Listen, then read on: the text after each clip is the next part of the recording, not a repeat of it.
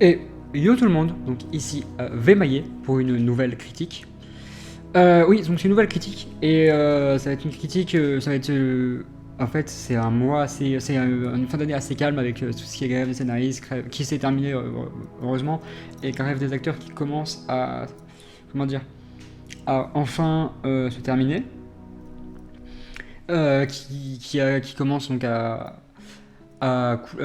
qui commence à trouver des solutions, et donc une grève des acteurs, comment dire, qui va se terminer dans peu de temps, on l'espère, et je pense aussi. C'est un mois, c'est ce mois-là de octobre va être l'un des mois les plus prolifiques de ma chaîne en termes de critiques, parce qu'on n'en a pas eu une depuis Hills en septembre, mais en termes de films depuis, je crois, Oppenheimer, donc juillet. Non, août avec Blue Beetle, mais c'est la dernière, donc début août, donc ça fait 2 mois quand même. Et on se retrouve donc pour une critique sur un film assez attendu de ma part, moi qui est fan de cette saga, parce que c'est le quatrième film d'une saga.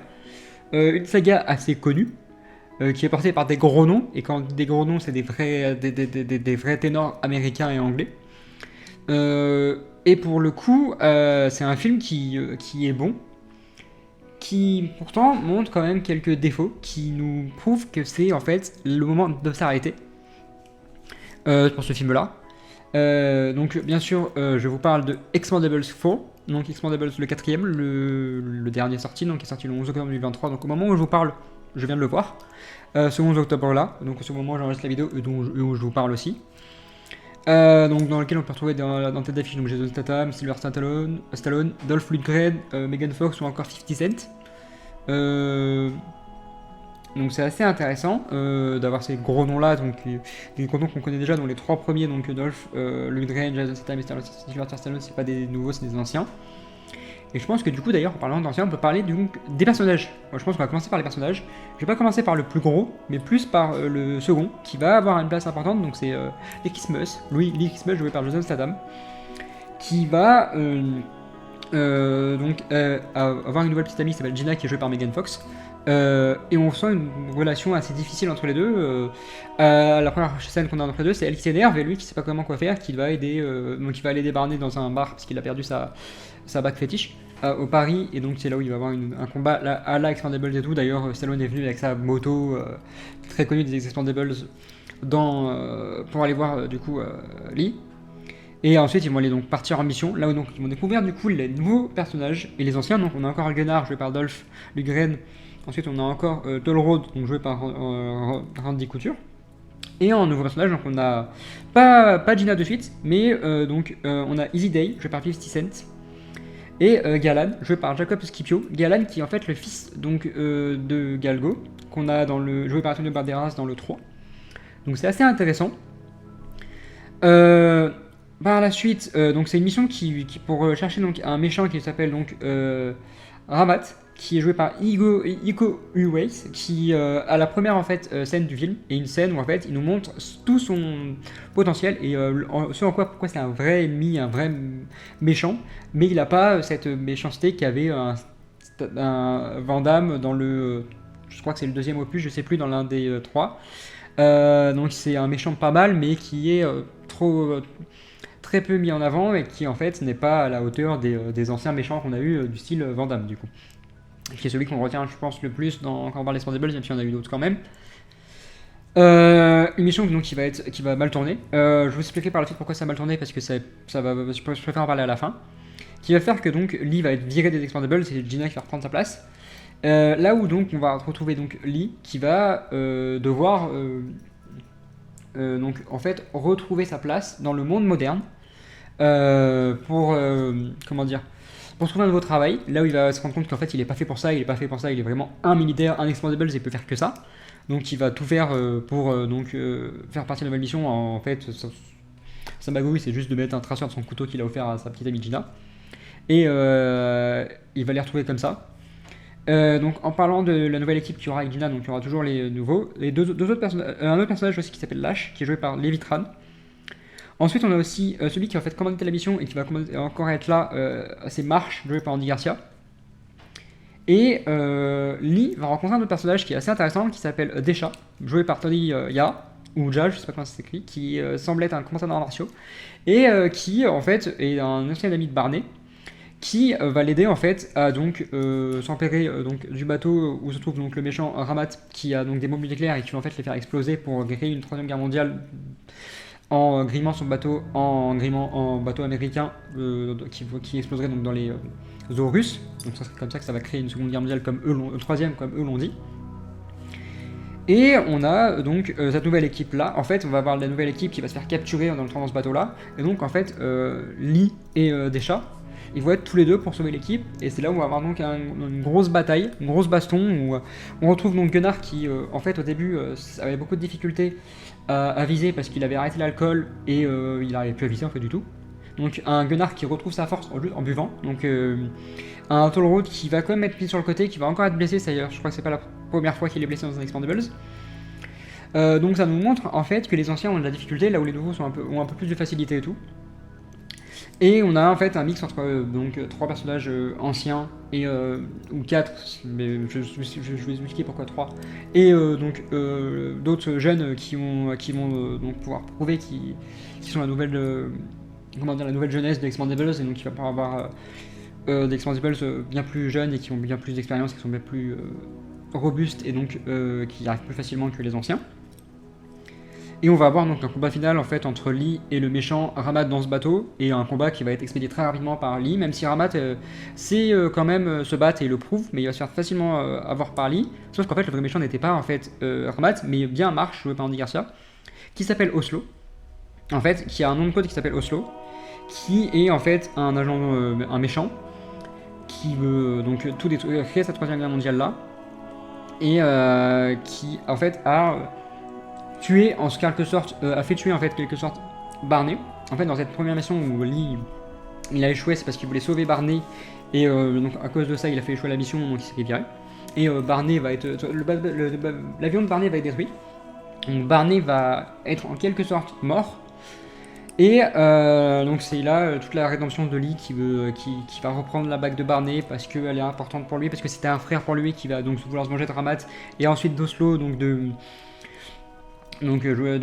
Marsh qui a en fait fait tuer Lee, Barney, qui en fait savait qui était Oslo, donc il savait très bien que c'était Marsh, mais il a fait exprès de le faire tuer, et donc il a fait en fait il a feinté sa mort parce que c'était obligé pour que comment dire, que son dossier soit ouvert. Il fallait que tous les participants soient morts, dont donc Barney était le dernier, donc il a feinté sa mort pour que ça soit rouvert, et donc ils ont pu trouver qui était Oslo. Et il va en fait venir sauver Lee, qui va vouloir se sacrifier comme Barney l'avait fait au début, et qui va en fait il va venir dans son hélicoptère, il va venir sauver Lee, donc il est pas mort, là où tout le monde le pensait mort. C'est l'un des bémols du film en fait, c'est la mort de Barney. Je trouve qu'elle aurait dû rester. Là, on savait très bien que Stallone ne jouait pas beaucoup de scènes, donc c'est normal qu'il reste pas, qu'il soit mort, et son avion était détruit, donc le symbole était détruit avec lui et tout, donc c'était assez intéressant. Et on avait une nouvelle équipe d'Expandables, avec quelques anciens, avec Lee qui aurait pu la diriger, ou Gina, ça faisait du 109. Mais en fait, il est pas mort, et donc tu te dis, c'est un peu con, parce qu'en fait, vous avez fait... tout en fait, tout le scénario vient sur la mort de Barney, qui tout le monde va se venger de ça. En fait, ça n'a pas besoin de se venger. Et c'est un peu con, donc en fait il a juste feinté sa mort en prenant l'un des gars du bar qu'ils avaient détruit au début, qu'ils avaient défoncé au début, qu'il a eu Paris, donc il a perdu sa bague, pour qu'il s'écrase. Et c'est certainement parce que ils se disent, si imaginons qu'il y a un 5 à faire, et ben il faut que Barney soit là. Là où je trouve que c'est là où on nous montre en fait que ça traîne trop, et qu'il y a trop de difficultés, et que c'est à ce moment-là qu'il faut qu'ils arrêtent. Le 4 était la bonne fin, et je pense que la mort de Barney était une très bonne idée. Lui qui se sacrifie aussi aurait été une bonne idée, parce que ça montre du coup la fin de l'équipe.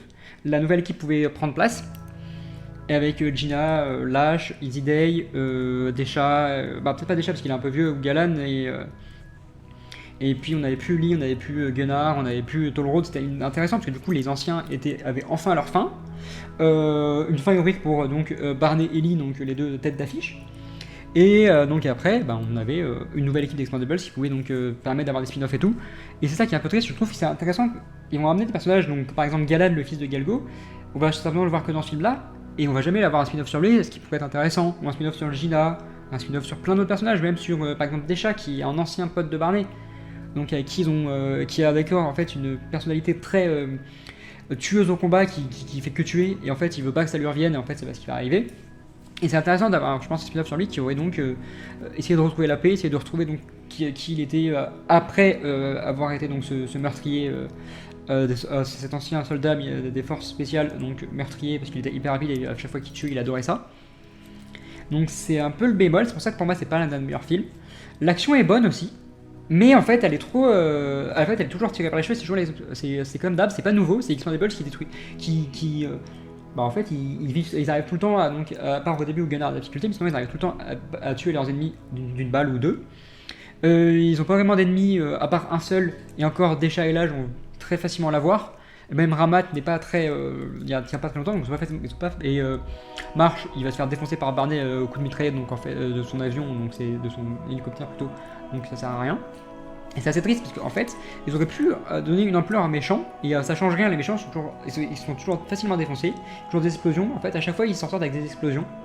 Et à chaque fois ils s'en sortent aussi, donc c'est un peu triste, t'as pas de nouveaux. T'as quelques personnages qui sont morts, c'est sûr, dans les anciens, mais là t'as pas de morts en fait, t'as pas de nouveaux morts, pas de nouveaux blessés, donc en fait t'as aucune ampleur, là où Barney, donc il y avait une ampleur jusqu'à la fin du film, mais en fait toute la fin du film a tout détruit. Donc c'est un bon film, avec des bonnes scènes d'action comme j'ai dit. Donc pour les nostalgiques aussi, ça fait plaisir de retrouver l'équipe de Expendables, l'avion qui va pas être là très longtemps mais qui est quand même là, les plaques qui sont là aussi, donc qui prouvent aussi que c'est important. Et la musique est aussi intéressante, donc c'est une musique des années d'action, donc ça peut être du bon vieux Hendrix, du bon vieux rock et tout, qui marche bien, et qui va très bien avec la scène, qui est toujours mené au bon moment dans les scènes d'action. Ça gêne pas les scènes d'action, ça gêne pas les dialogues, donc c'est bien amené. Donc ouais, c'est un peu l'action, les personnages sont intéressants pour certains, les nouveaux n'ont pas trop de place, donc c'est un peu triste. On voit quand même une évolution donc en fait avec les anciens qui doivent en fait reprendre leurs vieilles habitudes pour réussir là où ils voulaient essayer de renouveler, d'arriver dans le monde moderne. En fait ils peuvent pas, et on se rend compte avec Lee ou enfin avec Gunnar. Bah Lee qui arrive pas à trouver de nouveau travail, mais Gunnar qui est obligé de boire pour réussir à bien viser, donc en fait il se rend compte qu'il est obligé d'être alcoolique. C'est un truc de son époque à lui, de sa jeunesse, il est obligé de rester comme ça. Donc c'est intéressant d'avoir un petit film comme ça assez cool. C'est pas le meilleur de la saga certainement. Ça montre très bien que que ça doit s'atteindre au 4. Là par exemple, comme je vous dis, John Wick 4 doit être le dernier. J'espère qu'Expendable va vraiment être le dernier, même si je pense que ça va pas arriver et c'est un peu triste. Donc c'est plutôt c'est comme ça. Après je vous empêche, je l'ai bien aimé, hein, franchement il est bon. En tant que fan d'Expendable, j'ai vraiment aimé d'en trouver donc Barney joué par Stallone ou encore Lee et d'autres nouveaux personnages qui jouent très bien. 50 Cent joue très bien le mec d'action, donc ça lui va très bien. Et si vous aimez Expendables ou si vous voulez le voir, je vous conseille d'aller le voir quand même, hein, parce que ça reste un bon film, comment dire, qui n'est pas prise de tête, donc c'est assez cool à voir. Mais ne vous attendez pas de la grande action, ne vous attendez pas du grand scénario, parce que ça n'a jamais été la force d'Expendables. Mais ça reste un bon film, voilà, pour conclure la saga, ce que j'espère. Et donc c'était Vémaillé pour une nouvelle critique, et ciao tout le monde!